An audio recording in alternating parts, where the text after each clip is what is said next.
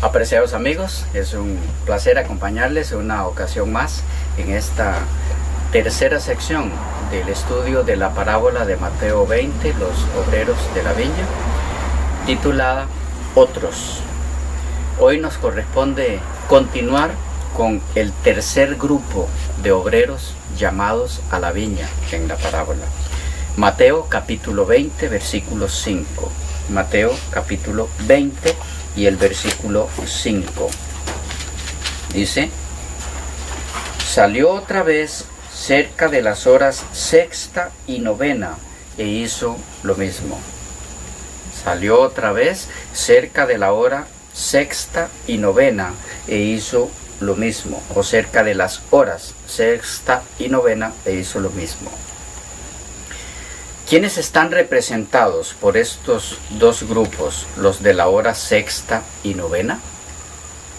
¿Cuándo llamó Dios de nuevo a otro grupo de obreros a la viña para una misión especial? ¿Cuándo vuelven a darse las mismas circunstancias que hicieron necesario que Dios llamara, como cuando llamó a los dos grupos anteriores? Cuando el segundo grupo, el de la hora tercera, la iglesia cristiana, sigue los pasos del primer grupo, el Israel literal, y cae igualmente en apostasía espiritual y se vuelve como Egipto otra vez. Cuando la iglesia cristiana cae en manos de dirigentes fraudulentos que mezclan la verdad con la mentira, que sustituyen la palabra de Dios por la tradición de los hombres, que echan por tierra la verdad y el santuario, que sustituyen la luz a Jesucristo por otros muchos medios de salvación fraudulentos y engañosos, sumiendo de nuevo al mundo en otra época de oscurantismo e ignorancia o desconocimiento de la palabra de Dios. Después de la muerte de los apóstoles, poco a poco el cristianismo se mezcló con el paganismo y este último dominó el ambiente casi en su totalidad, a no ser por el remanente de Dios, que Él siempre ha mantenido fiel en todas las épocas. Pero una vez más, Dios levanta su remanente para que sea luz en un mundo de tinieblas. Un nuevo grupo de labradores es llamado a la viña, los de la hora sexta primero y los de la hora novena después. ¿Quiénes formaron estos grupos? Analicemos primero los de la hora sexta, que serían el tercer grupo llamado. ¿Recuerdan? El primer grupo, el pueblo judío. El segundo grupo, la iglesia apostólica, la iglesia cristiana. ¿Quiénes forman el tercer grupo? Bueno, en medio de las tinieblas del error, Dios fue levantando una antorcha por aquí y otra por allá, con las cuales iba aumentando la luz. Otra vez. Usó a Lutero, usó a los valdenses, usó a Wycliffe, usó a Hus, a Jerónimo, etc., entre los reformadores. Pero aun cuando estos hicieron una labor formidable en el plan de Dios de iluminar con su palabra al mundo de entonces, había en los planes de Dios un despertar mayor, que abarcaría a más partes del mundo y que impactaría como ninguno otro de los anteriores. Dios utilizaría a un hombre, Guillermo Miller, y paralelo a él en diferentes lugares del mundo u otros, todos como un solo grupo, enfatizando el inminente regreso de Jesucristo a la tierra. El impacto afectó a miles de personas de la época. De esta forma, son representados entonces los obreros del tercer grupo, los de la hora sexta, por los hijos de Dios que vivieron en el período que abarca desde los reformadores hasta Guillermo Miller. Que la iglesia cristiana desde los reformadores hasta Miller representa un período y un grupo diferente al de la iglesia apostólica puede verse en las siguientes declaraciones de Elena de White, mayormente del conflicto de los siglos, donde ella hace referencia a ese período señalándolos muchas veces con el mismo término otros, usado en la parábola cada vez que se hacía referencia al grupo siguiente, como también en sus repetidas comparaciones de la iglesia de este periodo desde los reformadores hasta Miller, con la Iglesia Apostólica. Veamos algunas de las declaraciones mencionadas. Para los que les gusta anotar, Primeros Escritos, página 211. Dice: vi que por último el estandarte fue arriado y que los paganos se unían con los cristianos. Aunque esos adoradores de los ídolos profesaban haberse convertido, trajeron consigo su idolatría a la iglesia y solo cambiaron los objetos de su culto en imágenes de los santos y aún de Cristo y de su Madre María.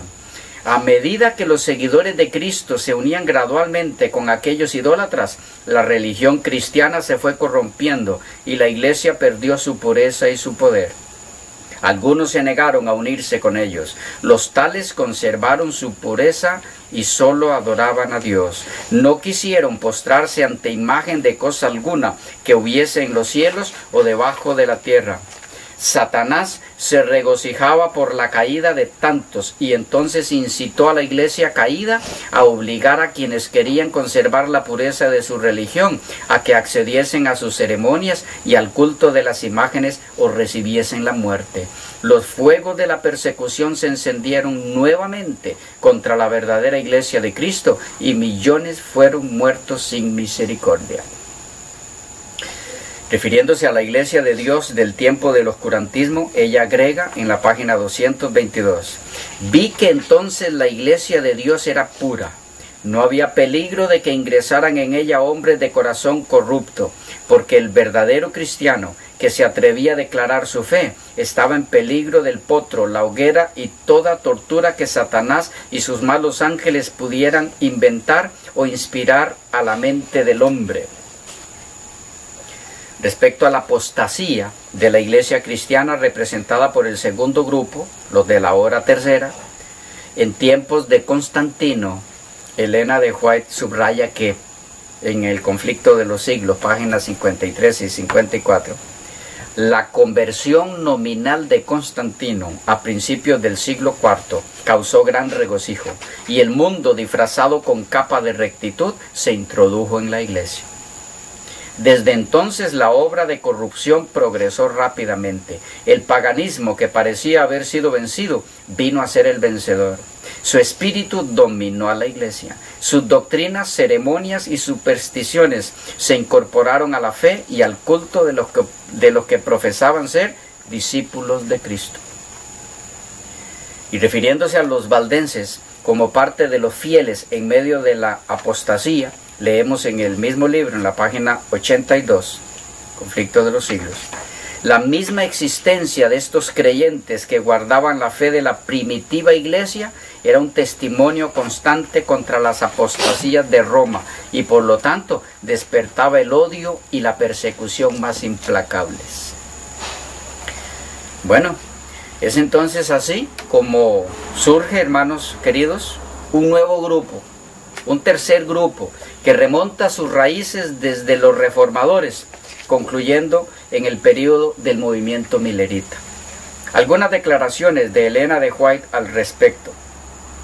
El mismo libro mencionado, páginas 87 y 88. Estamos hablando en este caso de el conflicto de los siglos.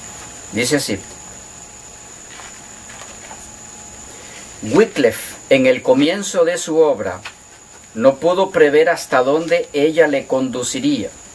No se levantó deliberadamente en oposición contra Roma, pero su devoción a la verdad no podía menos que ponerle en conflicto con la mentira. Conforme iba discerniendo con mayor claridad los errores del papado, presentaba con creciente ardor las enseñanzas de la Biblia. Veía que Roma había abandonado la palabra de Dios cambiándola por las tradiciones humanas. Acusaba desembosadamente al clero de haber desterrado las Santas Escrituras y exigía que la Biblia fuese restituida al pueblo y que se estableciera de nuevo su autoridad dentro de la iglesia.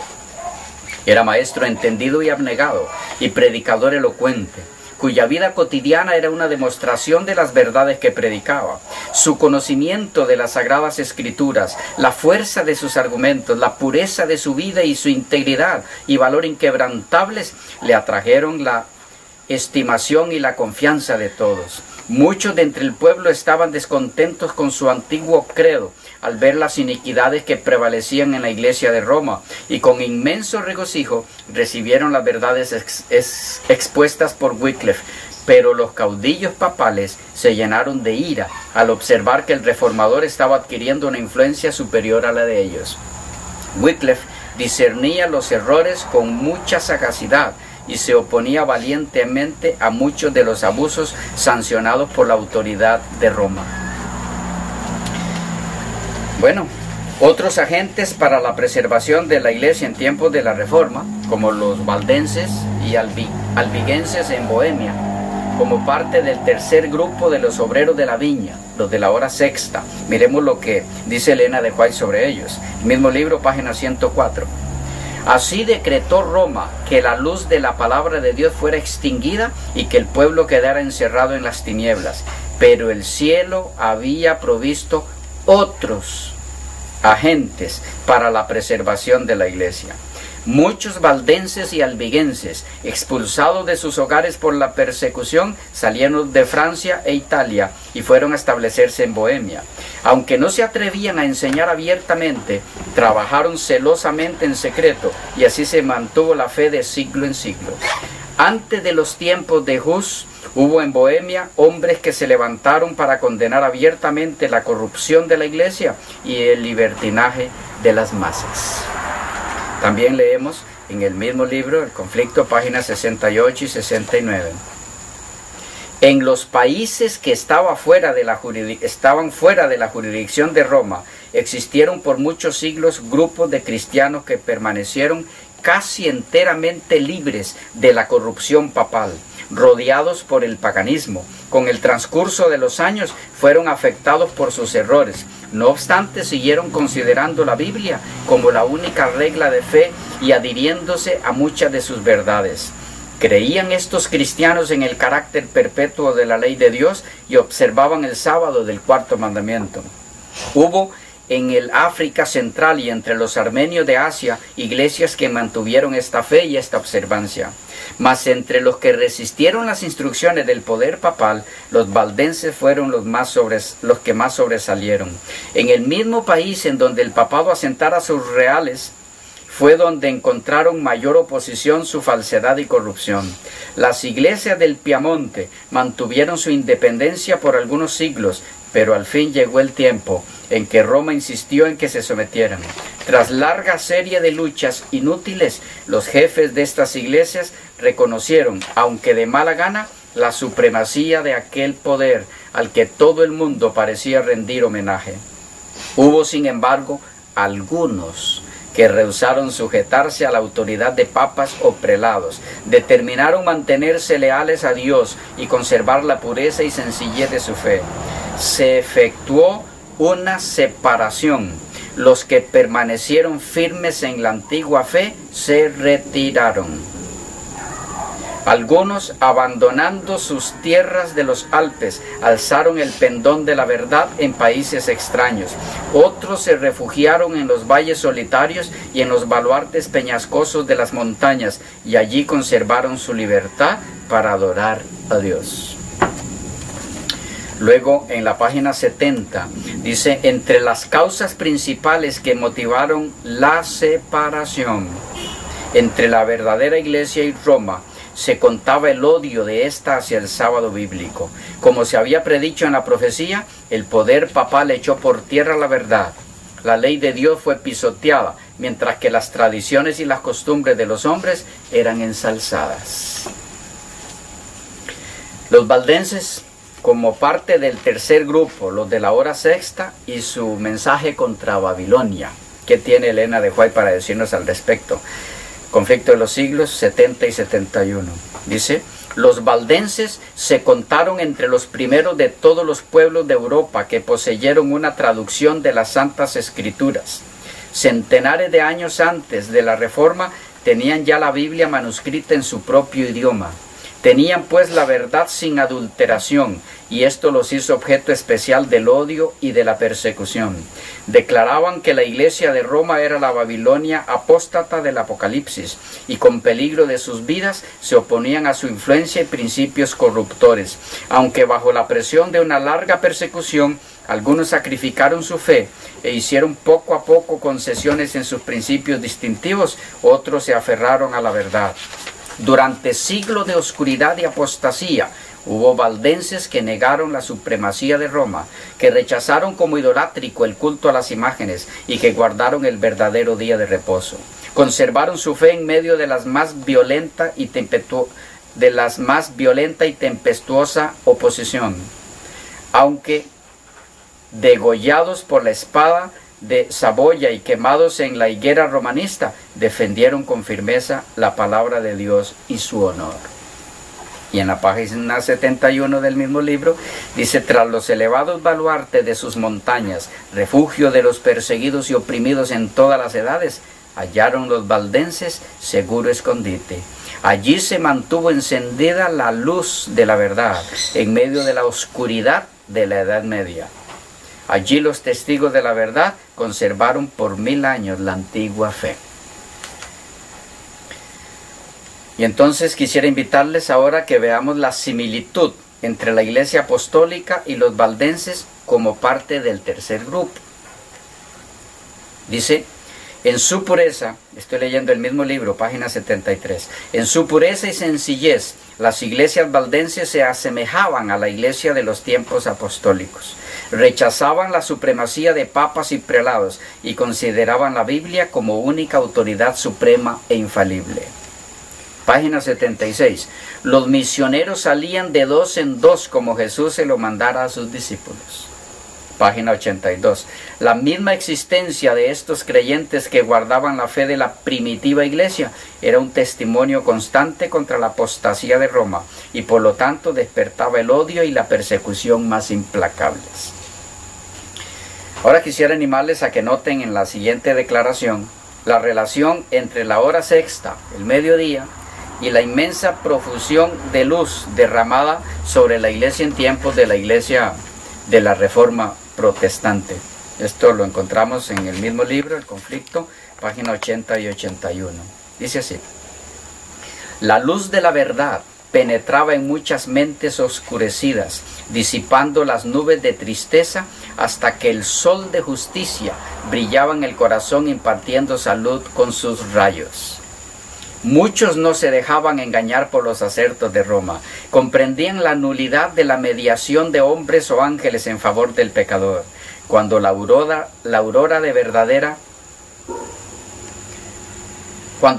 verdadera alumbraba su entendimiento, exclamaban con alborozo: Cristo es mi sacerdote, su sangre mi sacrificio, su altar es mi confesionario. Confiaban plenamente en los méritos de Jesús y repetían las palabras: sin fe es imposible agradar a Dios. Hebreos 6:11. Porque no hay otro nombre debajo del cielo dado a los hombres en que podamos ser salvos. Hechos 4:12. La seguridad del amor del Salvador era cosa que muchas de estas pobres almas agitadas por los vientos de la tempestad no podían concebir. Tan grande era el alivio que les traía, tan inmensa la profusión de luz que sobre ellos derramaba, que se creían arrebatados al cielo. Noten que estamos hablando aquí del tercer grupo, que es ¿a qué hora? La hora sexta, que es al mediodía. Noten el simbolismo de esto. El mismo libro, El Conflicto, página 81, dice: un raudal de santo gozo llenaba el corazón y el nombre de Jesús era ensalzado con alabanza y acción de gracias. Esas almas felices volvían a sus hogares a derramar luz para contar a otros lo mejor que podían, lo que habían experimentado y cómo habían encontrado el verdadero camino. La página 81 y 82 leemos: los misioneros valdenses invadían el reino de Satanás y los poderes de las tinieblas se sintieron incitados a mayor vigilancia. Cada esfuerzo que se hacía para que la verdad avanzara era observado por el príncipe del mal y éste atizaba los temores de sus agentes. Los caudillos papales veían peligrar su causa debido a los trabajos de estos humildes vigilantes. Si permitían que la luz de la verdad brillara sin impedimento, disiparía las densas tinieblas del error que envolvían a la gente, guiaría los espíritus de los hombres hacia Dios solo y destruiría al fin la supremacía de Roma. Observemos ahora en la siguiente cita cómo los valdenses son considerados por Elena de White como el pueblo de Dios en tiempos de la Edad Media. Dice en el mismo libro, página 82, la misma existencia de estos creyentes que guardaban la fe de la primitiva iglesia era un testimonio constante contra la apostasía de Roma y por lo tanto despertaba el odio y la persecución más implacables. Era además una ofensa que Roma no podía tolerar el que se negasen a entregar las sagradas escrituras. Determinó raerlos de la superficie de la tierra. Entonces empezaron las más terribles cruzadas contra el pueblo de Dios en sus hogares de las montañas.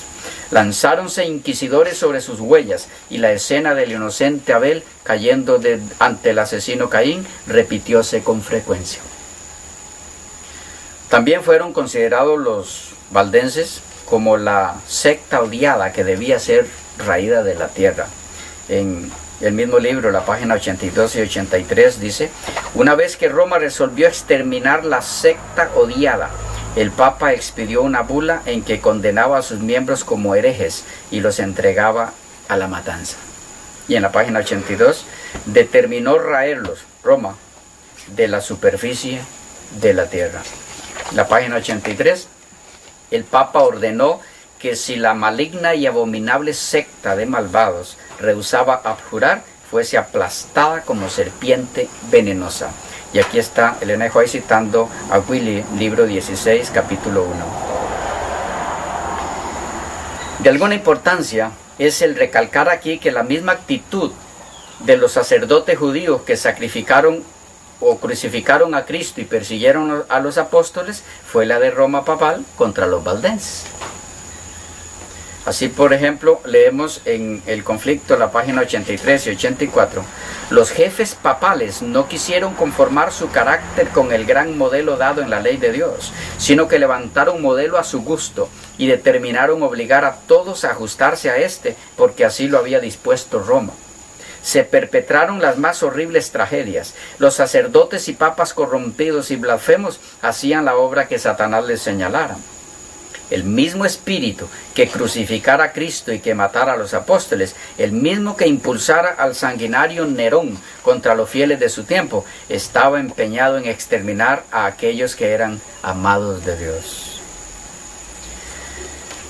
Respecto al grupo de los obreros del tercer grupo, los de la hora sexta, iniciando con los reformadores y concluyendo con Guillermo Miller, Elena de White recalca que brotó, se desarrolló y echó raíces en días de Lutero y creció hasta el fin de los tiempos. Vean, por ejemplo, Conflicto de los Siglos, página 84. Dice: se los buscaba para darle muerte, y con todo su sangre regó la semilla sembrada que no dejó de dar fruto. De esta manera fueron los valdenses testigos de Dios siglos antes del nacimiento de Lutero. Esparcidos por muchas tierras, arrojaron la semilla de la reforma que brotó en tiempos de Wycliffe, se desarrolló y echó raíces en días de Lutero para seguir creciendo hasta el fin de los tiempos, mediante el esfuerzo de todos cuantos estén listos para sufrirlo todo a causa de la palabra de Dios y del testimonio de Jesús. Fue así como la luz del mediodía, los de la hora sexta, fue apareciendo poco a poco durante la Reforma. En el mismo libro, El conflicto de los siglos, página 85, leemos: salvo entre los valdenses, la palabra de Dios había quedado encerrada dentro de los límites de idiomas conocidos tan solo por la gente instruida. Pero llegó el tiempo en que las sagradas escrituras iban a ser traducidas y entregadas a gente de diversas tierras en su propio idioma. Había ya pasado la oscura medianoche para el mundo. Fenecían las horas de tinieblas y en muchas partes aparecían señales del alba que estaba para rayar. Y en la página 85 dice: en los diferentes países de Europa hubo hombres que se sintieron impulsados por el Espíritu de Dios a buscar la verdad como un tesoro escondido, y que siendo guiados providencialmente hacia las Santas Escrituras, estudiaron las sagradas páginas con el más profundo interés. Deseaban adquirir la luz a cualquier costo, aunque no lo veían todo con claridad. Pudieron discernir muchas verdades que hacía tiempo yacían sepultadas. Y entonces, hermanos queridos, en lo que atañe al tercer grupo, los de la hora sexta, los obreros que surgen después de la Iglesia Apostólica, los del segundo grupo, en este caso la Iglesia Apostólica, viene muy al punto la siguiente declaración de Elena de White, donde al hacer alusión a la Iglesia de Dios en tiempos de la Reforma, se refiere a ellos con los mismos términos utilizados en la parábola, otros y obreros. Vean, por ejemplo, leo de Hechos de los Apóstoles, página 478. Dice: se levantaron obreros capaces de defender la fe dada una vez a los santos. La historia registra la fortaleza y heroísmo de esos hombres. A la semejanza de los apóstoles, muchos de ellos cayeron en sus puestos, pero la construcción del templo siguió avanzando constantemente. Los obreros fueron muertos, pero la obra prosiguió. Los valdenses, Juan Wycliffe, Hus y Jerónimo, Martín Lutero y Zwinglio, Cranmer, Lightmer, Knox, los hugonotes, Juan y Carlos Wesley y una hueste de otros colocaron sobre el fundamento materiales que durarán por toda la eternidad. Viene al caso recalcar aquí que así como la Iglesia Apostólica, los obreros del segundo grupo, tuvo un Pablo al inicio, la Iglesia de la Reforma tuvo un Wycliffe en sus comienzos. Respecto al impacto de su obra, se dice en el Conflicto de los Siglos, 85 y 86 la página: en el siglo XVI, en el siglo XIV, más bien, salió en Inglaterra el lucero de la mañana, Juan Wycliffe, que fue el heraldo de la Reforma, no solo para Inglaterra, sino para toda la cristiandad. La gran protesta que contra Roma le fue dado lanzar no iba a ser nunca acallada, porque inició la lucha que iba a dar por resultado la emancipación de los individuos, las iglesias y las naciones. Y en este caso, en lo que atañe a su preparación intelectual y cómo fue utilizada por el Señor esta preparación en su obra, al igual que con el apóstol Pablo, dice Elena de White en el Conflicto de los Siglos, página 86. Recibió Wycliffe una educación liberal y para él era el amor de Jehová el principio de la sabiduría. Se distinguió en el colegio por su ferviente piedad, a la vez que por su talento notable y su profunda erudición. En su sed de saber, trató de conocer todos los ramos de la ciencia. Se educó en la filosofía escolástica, en los cánones de la Iglesia y en el derecho civil, especialmente en el de su país. En sus trabajos posteriores le fue muy provechosa esta temprana enseñanza, debido a su completo conocimiento de la filosofía especulativa de su tiempo. Pudo exponer los errores de ella, y el estudio de las leyes civiles y eclesiásticas le preparó para tomar parte en la gran lucha por la libertad civil y religiosa. A la vez que podía manejar las armas que encontraba en la palabra de Dios, había adquirido la disciplina intelectual de las escuelas y comprendía la táctica de los hombres de escuela. El poder de su genio y sus conocimientos extensos y profundos le granjearon el respeto de amigos y enemigos. Sus partidarios veían con orgullo que su campeón sobresalía entre los intelectos más notables de la nación, y sus enemigos se veían imposibilitados para arrojar desdén sobre la causa de la Reforma por una exposición de la ignorancia o debilidad de su defensor. Respecto a su sed por la verdad, lo mismo que en el caso de San Pablo, también hay una declaración en el Conflicto en la página 87. Dice: cuando la atención de Wycliffe fue dirigida a las Sagradas Escrituras, se consagró a escudriñarlas con el mismo empeño que había desplegado para adueñarse por completo de la instrucción que se impartía en los colegios. Hasta entonces había experimentado una necesidad que ni sus estudios escolares ni las enseñanzas de la iglesia habían podido satisfacer. Encontró en la palabra de Dios lo que antes había buscado en vano. En ella halló revelado el plan de la salvación y vio a Cristo representado como el único abogado para el hombre. Se entregó al servicio de Cristo y resolvió proclamar las verdades que había descubierto. Ahora, a manera de comparación entre el primer grupo, que eran ¿quiénes? Los judíos, principalmente sus dirigentes, y su actitud con el segundo grupo, la Iglesia Apostólica, y la actitud de los caudillos papales hacia el tercer grupo, la Iglesia de la Reforma, es muy acertada la siguiente declaración que encontramos en el mismo Conflicto de los Siglos, página 88 y 89. Dice así: con el fin de establecer la primacía de la vida conventual, en conventos, sobre las obligaciones y los lazos del amor a los padres, uno de los primeros padres de la Iglesia romana había hecho esta declaración: aunque tu madre se postrase en tierra ante tu puerta llorando y lamentándose, y aunque tu madre te enseñase el seno en que te trajo y los pechos que te amamantaron, deberías hollarlos y seguir tu camino hacia Cristo sin vacilaciones. Con esta monstruosa inhumanidad, como la llamó Lutero más tarde, más propia de lobos o de tiranos que de cristianos y del hombre, se endurecían los sentimientos de los hijos para con sus padres. Aquí está citando a Barnas, La vida de Lutero, páginas 70 y 69.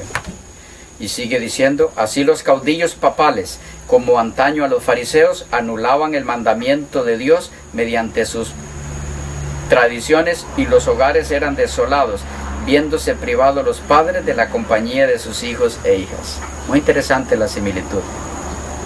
Por otro lado, amigos y hermanos queridos, fue Wycliffe quien echó los cimientos de la Reforma. En la página 99 del Conflicto leemos: Dios le había señalado a Wycliffe su obra, puso en su boca las palabras de verdad y colocó una custodia en derredor suyo para que esa palabra llegase a oídos del pueblo. Su vida fue protegida y su obra continuó hasta que hubo echado los cimientos para la grandiosa obra de la Reforma. Es así entonces como Wycliffe, como pionero del tercer grupo de obreros, es comparado también con Juan Bautista como pionero del segundo grupo de obreros de la viña. En el Conflicto, página 99 y 100, leemos: Wycliffe surgió de entre las tinieblas de los tiempos de ignorancia y superstición. Nadie había trabajado antes de él en 100 años una obra que dejara un molde al que Wycliffe pudiera atenerse. Suscitado como Juan Bautista para cumplir una misión especial, fue heraldo de una nueva era.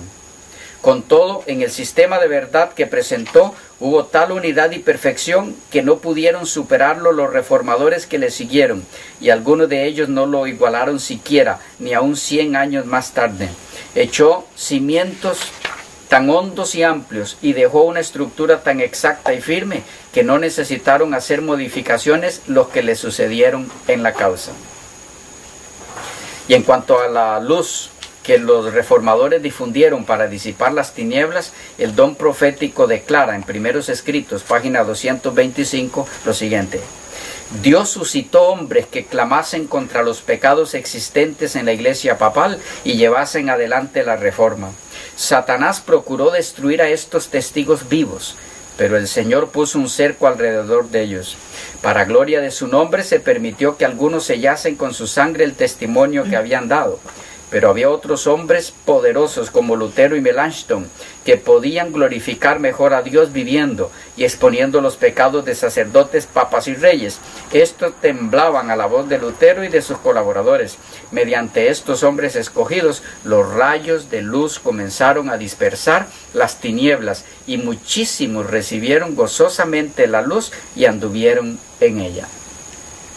Y refiriéndose a la titánica lucha interna de estos hombres de Dios, cuando, contrariamente a su voluntad y por causa de la actitud impía que se había apoderado de los líderes religiosos de la época, se vieron obligados a separarse de la iglesia oficial del momento, la inspiración hace algunas declaraciones interesantes. Podemos verla en el mismo libro, página 109.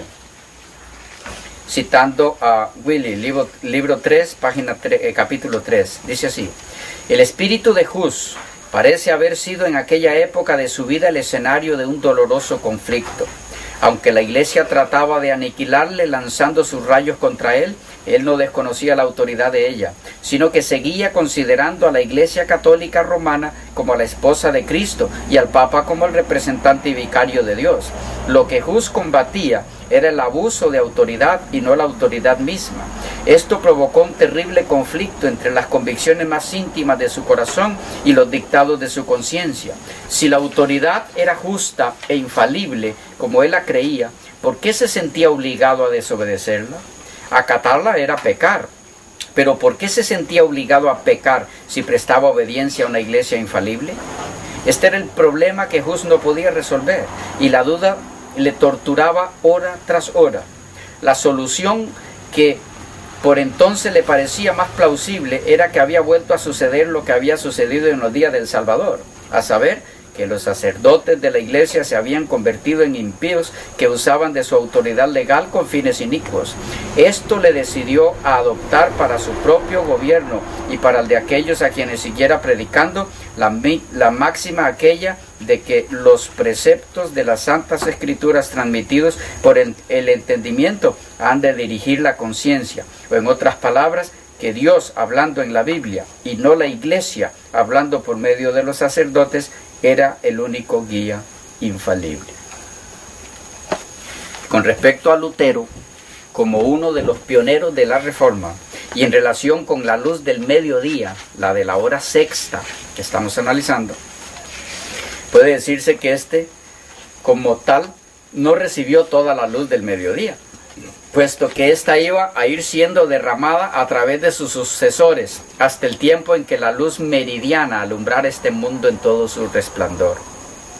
Respecto a este progresivo aumento de la luz que inició con los reformadores, Elena de White se expresa en Conflicto de los Siglos, página 179. Dice: la reforma no terminó, como muchos lo creen, al concluir la vida de Lutero. Tiene aún que seguir hasta el fin del mundo. Lutero tuvo una gran obra que hacer, la de dar a conocer a otros la luz que Dios hiciera brillar en su corazón, pero él no recibió toda la luz que iba a ser dada al mundo. Desde aquel tiempo hasta hoy y sin interrupción, nuevas luces han brillado sobre las Escrituras y nuevas verdades han sido dadas a conocer.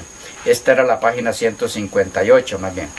158. Y en la página 179 dice: pasaron así la primavera, el verano y el otoño, y llegó el invierno, y Lutero seguía aún secuestrado. Ya exultaban a Leandro y sus partidarios al considerar casi apagada la luz del Evangelio. Pero en vez de ser esto así, el reformador estaba llenando su lámpara en los almacenes de la verdad, y su luz iba a brillar con deslumbrantes fulgores. Y en Primeros Escritos, página 222, leemos: a pesar de la persecución contra los santos, se levantaban por doquiera vivos testigos de la verdad de Dios. Los ángeles del Señor efectuaban la obra que se les había confiado.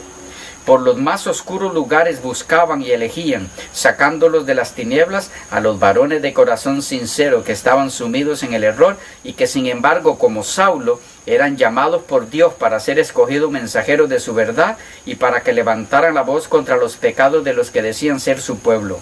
Los ángeles de Dios movieron el corazón de Martín Lutero, Melanchthon y otros en diversos lugares, despertándole la sed del viviente testimonio de la palabra de Dios. El enemigo había irrumpido como una inundación y era preciso levantar bandera contra él. Lutero fue escogido para arrostrar la tortura, hacer frente a las iras de una iglesia caída y fortalecer a los pocos que permanecían fieles a su santa profesión. Algunas declaraciones que hacen las veces de una clara comparación entre la iglesia apostólica, los obreros del segundo grupo de la parábola, con la iglesia durante la Reforma, el tercer grupo en la parábola de Mateo 20. Comparación que al mismo tiempo enfatiza que son dos grupos diferentes en épocas diferentes. Leo en Conflicto de los Siglos, página 175. Así como Pilato, siglos antes, permitiera que el orgullo y la popularidad le cerraran el corazón para que no recibiera al Redentor del mundo, y así como el cobarde Félix rechazara el mensaje de verdad diciendo, ahora vete, mas en teniendo oportunidad te llamaré, y así como el orgulloso Agripa confesara, por poco me persuades a ser cristiano, Hechos 24, 25 y 26, 28, pero rechazó el mensaje que le era enviado del cielo, así también Carlos V, cediendo a las instancias del orgullo y de la política del mundo, decidió rechazar la luz de la verdad. Y en la página 180 leemos, desde su Patmos, Lutero en Wartburg, perdido entre riscos, siguió casi un año proclamando el Evangelio y censurando los pecados y los errores de su tiempo. Y en la página 182 leemos, en la elección de los instrumentos que sirvieron para reformar la iglesia se nota el mismo plan divino que en la de quienes la establecieron. El Maestro Celestial pasó por alto a los grandes de la tierra, a los hombres que gozaban de reputación y de riquezas, y estaban acostumbrados a recibir alabanzas y homenajes como caudillos del pueblo. Eran tan orgullosos y tenían tanta confianza en la superioridad de que se jactaban, que no hubieran podido amoldarse a simpatizar con sus semejantes ni convertirse en colaboradores del humilde Nazareno. Fue a los indoctos y rudos pescadores de Galilea a quienes dirigió él su llamamiento. Venid en pos de mí, y os haré pescadores de hombres. Mateo 4:19. Estos sí que eran humildes y dóciles. Cuánto menos habían sentido la influencia de las falsas doctrinas de su tiempo. O cuanto menos habían sentido la influencia de las falsas doctrinas de su tiempo, tanto más fácil era para Cristo instruirlos y educarlos para su servicio. Otro tanto sucedió cuando la Reforma. Noten cómo ella compara los dos grupos. Otro tanto sucedió cuando la Reforma. Los principales reformadores eran hombres de humilde condición y más ajenos que sus coetáneos a todo sentimiento de orgullo, de casta, así como a la influencia del fanatismo clerical. El plan de Dios es valerse de instrumentos humildes para la realización de grandes fines. La gloria no se tributa entonces a los hombres, sino a aquel que obra por medio de ellos el querer y el hacer según su buena voluntad. Otros obreros durante la Reforma, mientras la providencia de Dios mantuvo oculto a Lutero, sí, los hubo también. En el conflicto de los siglos 197 leemos, la semilla que Lutero había sembrado brotaba en todas partes. Su ausencia realizó una obra que su presencia no habría realizado. Otros obreros sintieron nueva responsabilidad al serles quitado su jefe y con nueva fe y ardor se adelantaron a hacer cuanto pudieron para que la obra tan noblemente comenzada no fuese estorbada. Luego tenemos otros obreros durante la Reforma en Francia. Esto lo encontramos en la página 225 del conflicto. Dice, Roma parecía triunfar y recuperar en muchos lugares lo que había perdido. Pero aquel cuyos consejos son desde el siglo y hasta el siglo, no había abandonado la causa de su pueblo. Su mano le iba a dar libertad. Había levantado en otros países obreros que impulsasen la reforma. Continuando entonces con la comparación entre la iglesia apostólica, los obreros de la hora tercera, y la iglesia durante la Reforma, los obreros de la hora sexta, tenemos que las similitudes entre ambos grupos son asombrosas y muy reveladoras, por cierto, en cuanto al hecho de que son dos grupos diferentes en épocas diferentes. Continuemos viendo en este sentido comparativo, conforme van pasando los siglos, tales similitudes. En el conflicto, página 197, dice, Satanás empero no estaba ocioso, intentó lo que ya había intentado en otros movimientos de reforma, es decir, engañar y perjudicar al pueblo, dándole una falsificación en lugar de la obra verdadera.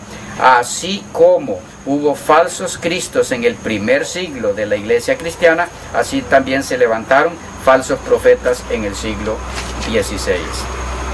En la página 220 del conflicto Dice, en tiempo de Pablo, el evangelio por cuya causa se le encarceló fue presentado hacia los príncipes y nobles de la ciudad imperial. Y igualmente en Augsburgo, lo que el emperador había prohibido que se predicase desde el púlpito se proclamó en el palacio. Lo que había sido estimado aún indigno de ser escuchado por los sirvientes era escuchado con admiración por los amos y señores del imperio. El auditorio se componía de reyes y de nobles. Los predicadores eran príncipes coronados y el sermón era la verdad real de Dios. Desde los tiempos apostólicos, dice un escritor, no hubo obra tan grandiosa ni tan inmejorable confesión. Y en la página 233 del mismo Conflicto de los Siglos, dice, como en los tiempos apostólicos. Noten cómo ella continúa la comparación. Como en los tiempos apostólicos, la persecución había redundado en bien del adelanto del evangelio. Filipenses 1:12. Expulsados de París y de Meaux, los que fueron esparcidos iban por todas partes anunciando la palabra. Hechos 8:4. Y de esta manera la verdad se abrió paso en muchas de las remotas provincias de Francia. Dios estaba preparando aún más obreros para extender su causa. Y en la página 236 y 237 leemos, como en otro tiempo, Jerusalén no conoció el tiempo de su visitación ni las cosas que pertenecían a su paz. Durante 2 años fue predicada la palabra de Dios en la capital, pero si bien muchas personas aceptaban el evangelio, la mayoría del pueblo lo rechazaba. Francisco había dado pruebas de tolerancia por mera conveniencia personal y los papistas lograron al fin recuperar su privanza. De nuevo fueron clausuradas las iglesias y se levantó la hoguera. Y en la página 288, citando a de Aubigné, Historia de la Reforma, en el capítulo 4, libro 18, capítulo 4, el Conflicto de los Siglos, dice, era en la lengua de Israel, decía, en que se cantaban los salmos en templo de Jehová. ¿Y no resonará el evangelio entre nosotros en la lengua de Inglaterra?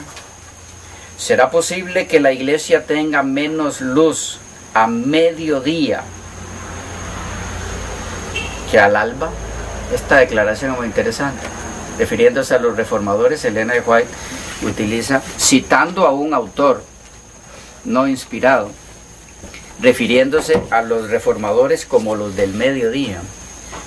Dice, ¿será posible que la iglesia tenga menos luz a mediodía que al alba?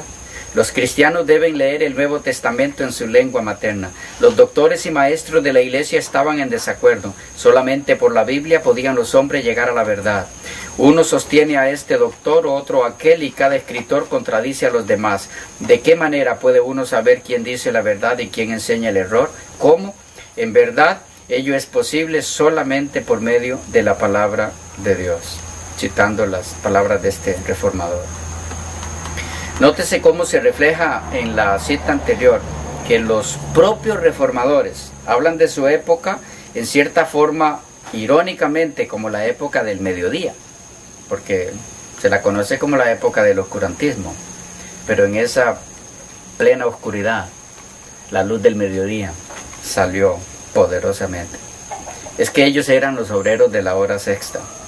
Citando las palabras de Leitner, otro de los reformadores, consciente de que su época era la del mediodía, la hora sexta, Elena de White cita las siguientes palabras en el mismo libro 290-291, citando el sermón de este reformador. Dice, ahora voy a hacer una pregunta peregrina, decía Leitner. ¿Sabéis cuál es el obispo y prelado más diligente de toda Inglaterra?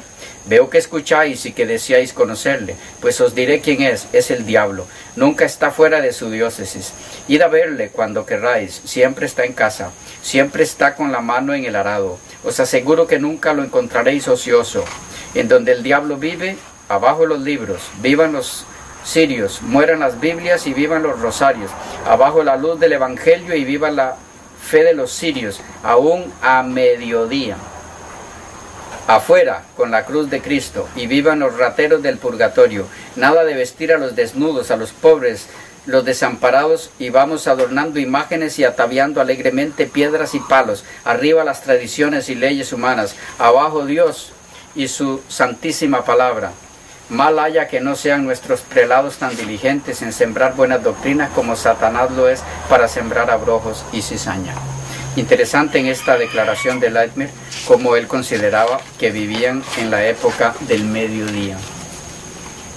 Continuando con la línea comparativa entre los diferentes grupos de obreros de la parábola, en este caso comparando el primer grupo, los judíos, con el segundo grupo, la iglesia apostólica, Elena de White, citando palabras de Knox referente a estos dos primeros grupos, se expresa como sigue en el conflicto, página 293.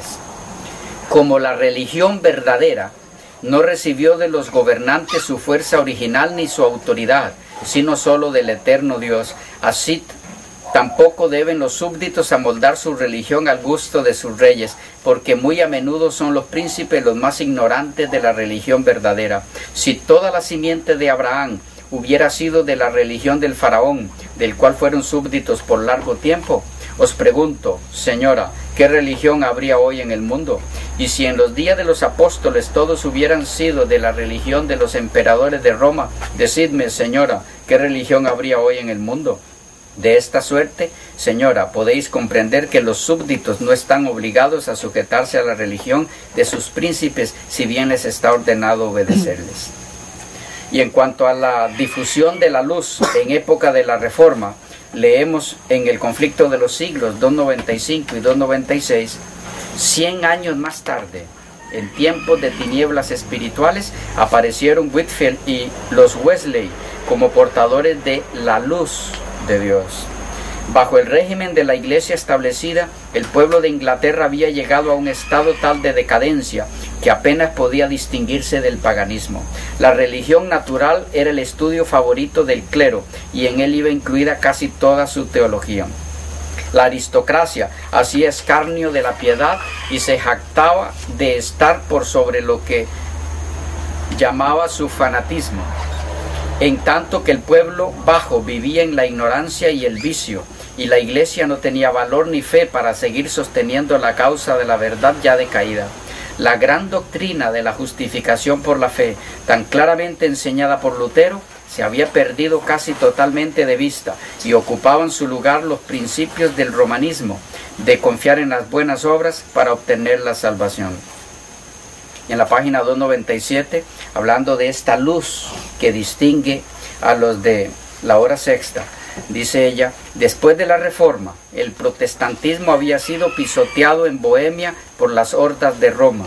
Los que no quisieron renunciar a la verdad tuvieron que huir. Algunos de ellos que se refugiaron en Sajonia guardaron allí la antigua fe, y de los descendientes de estos cristianos provino la luz que iluminó a Wesley y a sus compañeros. Y en la página 333 del mismo conflicto, muchos deseaban ardientemente volver a la pureza y sencillez que caracterizaban a la iglesia primitiva. Noten cómo en esta última declaración ella presenta que ya no eran la iglesia primitiva, ya no eran la iglesia apostólica ni lo que los distinguía, eran el tercer grupo.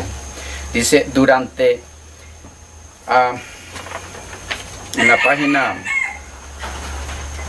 336 del mismo conflicto, citando a Martin, tomo 5, página 70 y 71, hablando acerca de cómo durante la Reforma la luz fue en aumento progresivo, pero fue detenida por el conformismo. Y en este sentido leemos como parte de las palabras de despedida del pastor Juan Robinson, puritano, a sus feligreses, cuando partieron de América en busca de libertad religiosa y separándose de la iglesia anglicana, citada la despedida esta en la página 336 del conflicto, dice, por mi parte, no puedo deplorar lo bastante la triste condición de las iglesias reformadas que han llegado a un punto final en religión y no quieren ir más allá de lo que fueron los promotores de su reforma. No se puede hacer ir a los luteranos más allá de lo que Lutero vio, y a los calvinistas y a los... Ya los veis manteniéndose con tenacidad en el punto en que los dejó el gran siervo de Dios que no logró ver todo. Es esta una desgracia por demás digna de lamentar, pues por más que en su tiempo fueron luces que ardieron y brillaron, no llegaron a penetrar todos los planes de Dios, y si vivieran hoy estarían tan dispuestos a recibir la luz adicional como lo estuvieron para aceptar la primera que les fue dispensada. Recordad el pacto de vuestra iglesia, en el que os comprometisteis a andar en todos los caminos que el Señor os ha dado, os diere a conocer. Recordad vuestra promesa y el pacto que hicisteis con Dios y unos con otros, de recibir cualquier verdad y luz que se os muestre en su palabra escrita. Pero con todo, tened cuidado. Os ruego de ver qué es lo que aceptáis como verdad. Examinadlo, consideradlo y comparadlo con otros pasajes de las Escrituras de verdad, antes de aceptarlo, porque no es posible que el mundo cristiano, salido hace poco de tan densas tinieblas anticristianas, pueda llegar enseguida a un conocimiento perfecto en todas las cosas. Notemos cómo en estas declaraciones los mismos reformadores y algunos que siguieron a ellos estaban preocupados porque esta luz que recibían los del mediodía estaba también, como en los casos anteriores, recibiendo oposición, intentando apagarla. Y en cuanto a la difusión de la luz durante la Reforma en América, en el conflicto, página 337, leemos: las densas tinieblas en que a través de los interminables siglos de su dominio el papado había envuelto a la cristiandad no se habían disipado del todo. Otro obrero, esto es importante captarlo también, hermanos, otro obrero más del tercer grupo habría de intervenir en la difusión de la luz en América, como parte del tercer grupo.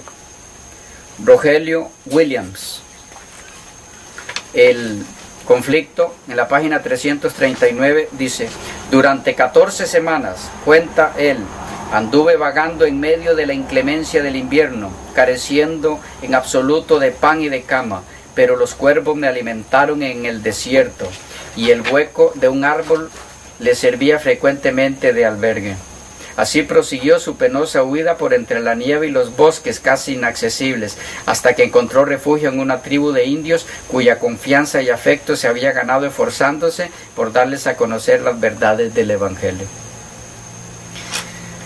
Otra reveladora similitud entre los diferentes grupos puede verse en la intromisión de una multitud mixta de no convertidos, lo que hace necesario que se reciba nueva luz para que el pueblo de Dios salga de los senderos extraviados por los que esta multitud mixta les desvió, y que a la vez conduce obligatoriamente a una nueva reforma, que en el caso del tercer grupo, los de la hora sexta, sería una reforma en las iglesias de la Reforma. En palabras de Elena G. de White, en el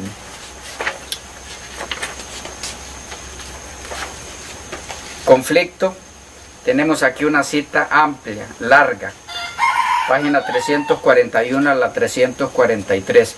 Vamos a dejarla para la próxima ocasión porque es una cita bien amplia y vamos a comenzar con ella en la próxima sección. Quedamos por aquí y continuamos seguidamente. Que Dios les bendiga mucho.